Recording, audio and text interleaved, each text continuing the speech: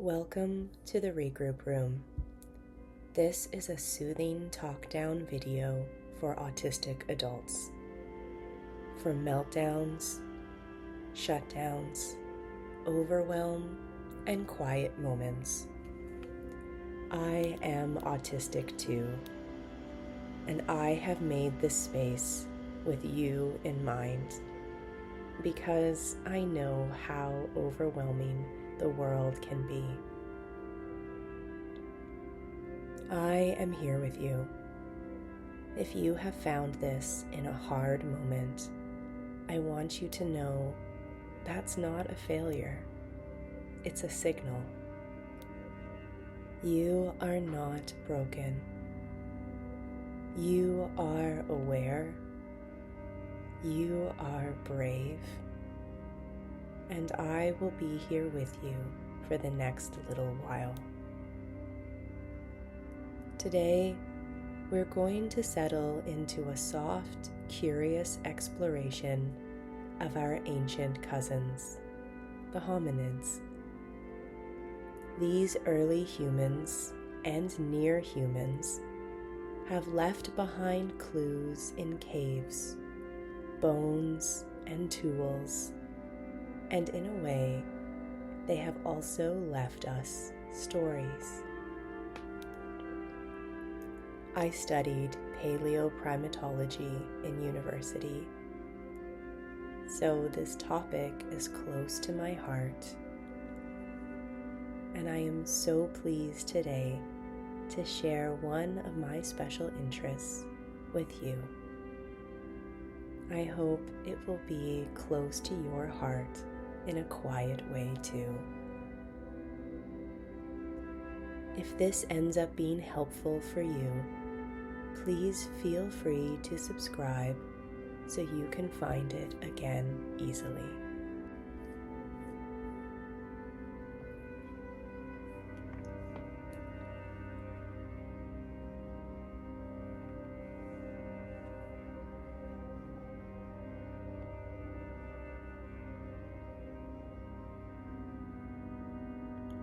Let's begin with a breath. Inhale slowly and exhale slowly. Let's try that again together. Inhale nice and steady, holding just for a moment, and exhaling just as steady. Breathing can be a way to ground your attention, but it's not always easy to do. If today is a day where it's better to just notice how your body is breathing already, that's okay too. You also might try placing something soft or weighted on your lap, pressing your feet into the ground, or gently rocking from side to side. There is no right way to be here. This video is not a lecture. It's a gentle meander through the past, something to settle your mind into when the present feels jagged.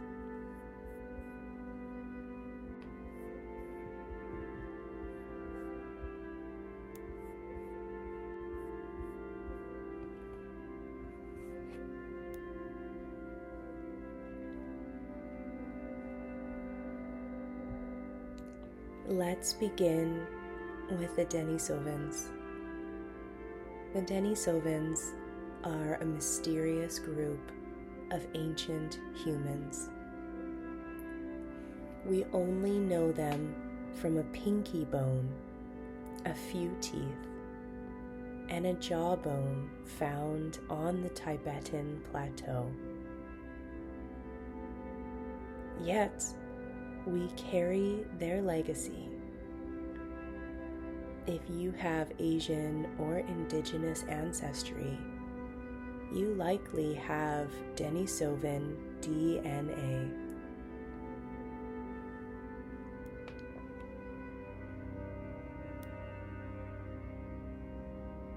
They may have adapted to high altitudes in the Himalayas long before modern humans did,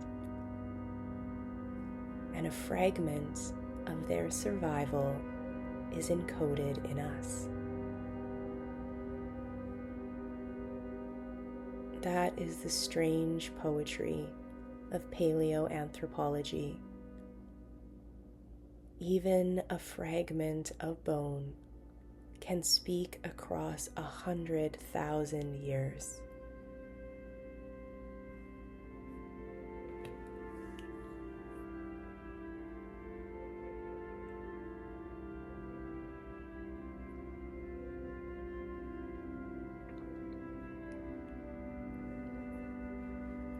In the darkness of the Rising Star Cave system in South Africa, researchers found dozens of skeletons of a species called Homo naledi.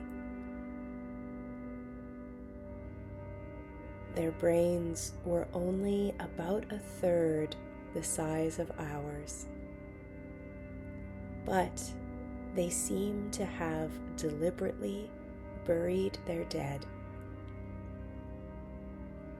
not by accident, not by animal activity, on purpose.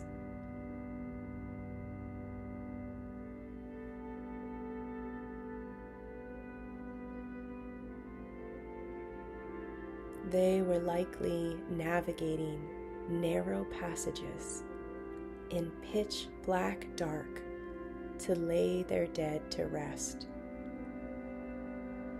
maybe with intention, maybe with grief.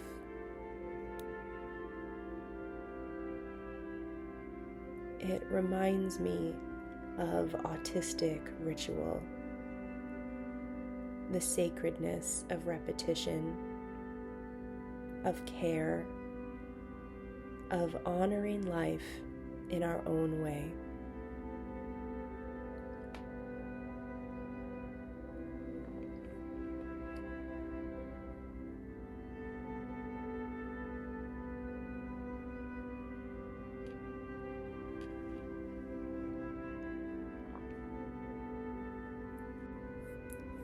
Homo erectus was around for over 1.5 million years.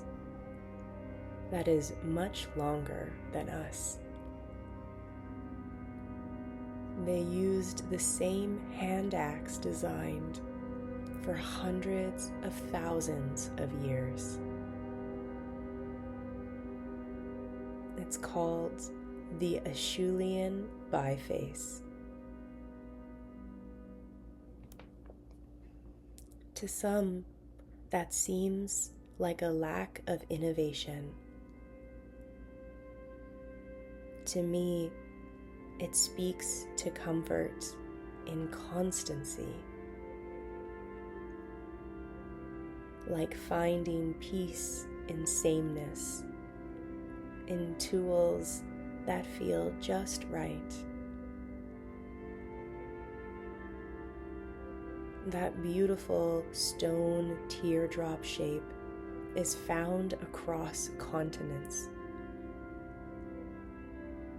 It is a shared language in rock.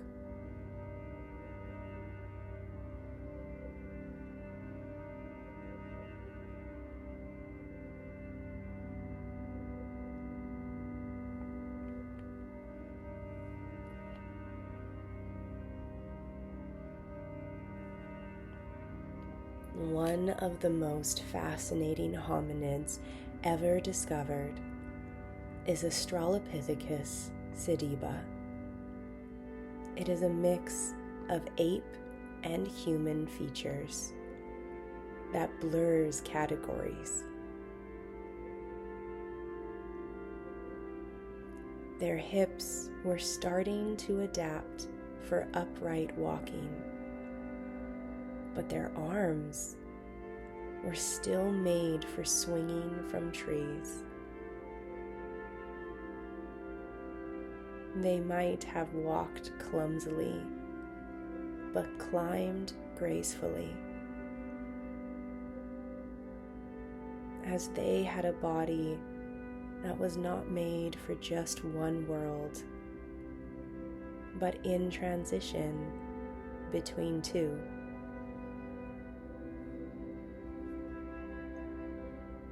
I think sometimes how we live in the in-between, between neurotypes, between expectations. Evolution doesn't happen cleanly, and neither does identity.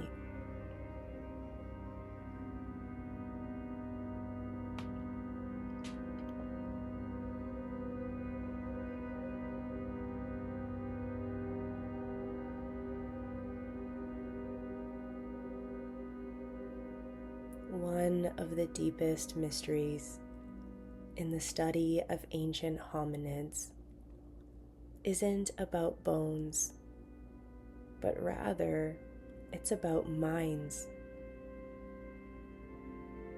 What was it like to be them?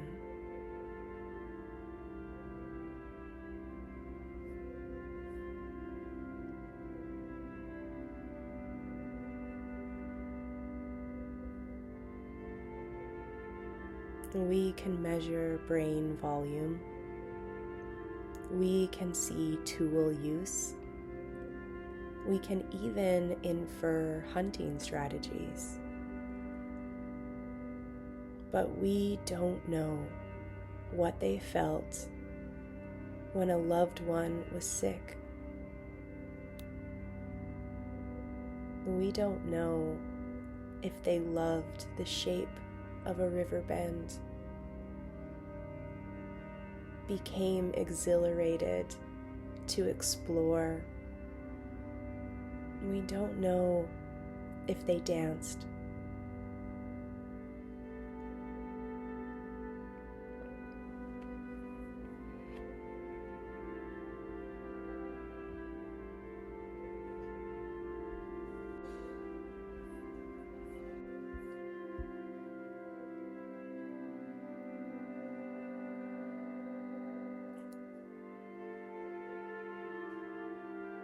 Did they have language?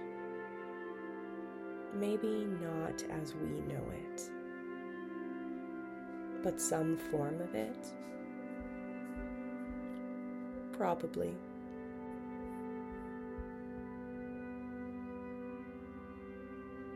Did they make art? It's possible.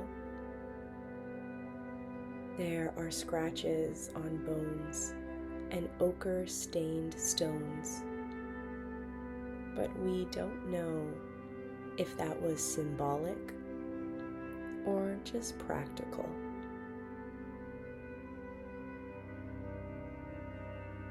We just don't know when a handprint on a cave wall became more than a mark.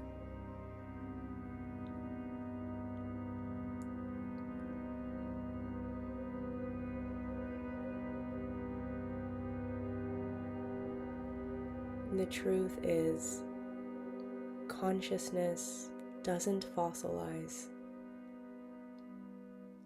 Grief doesn't fossilize. And love doesn't fossilize.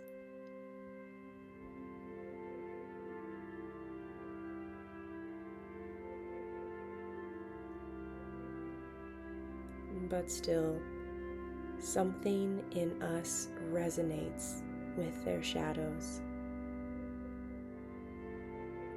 The way autistic folk often feel echoes in systems, rituals, patterns. There is a kind of ancestral kinship in imagining minds different from our own.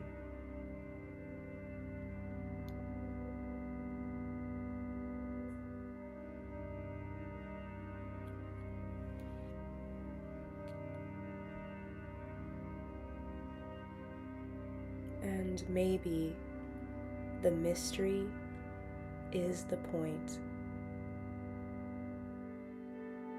Maybe some things, like art or self-awareness or tenderness, don't need to be proven to have mattered.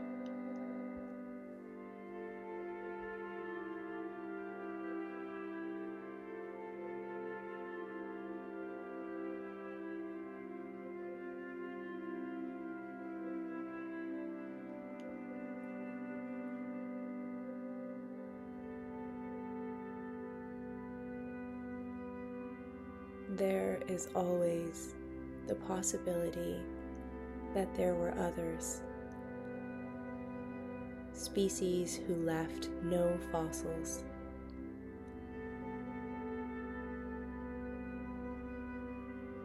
nomadic, soft-footed, maybe more ephemeral.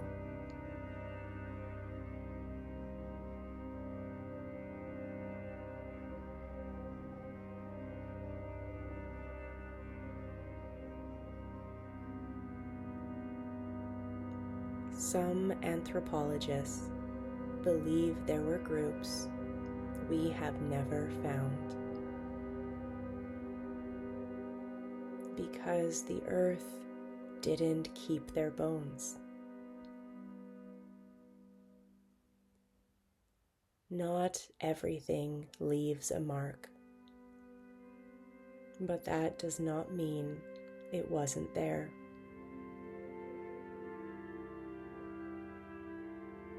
Just like not every autistic person is diagnosed or understood, but that does not make us any less real.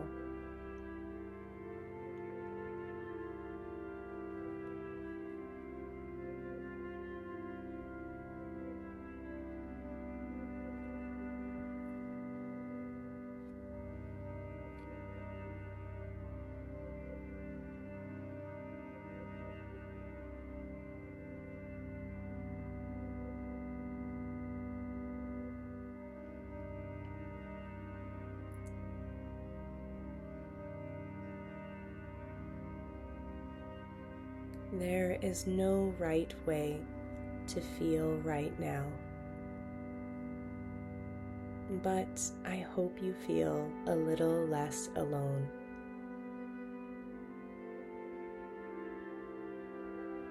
The hominid story is messy, non-linear, and quietly radical, just like us.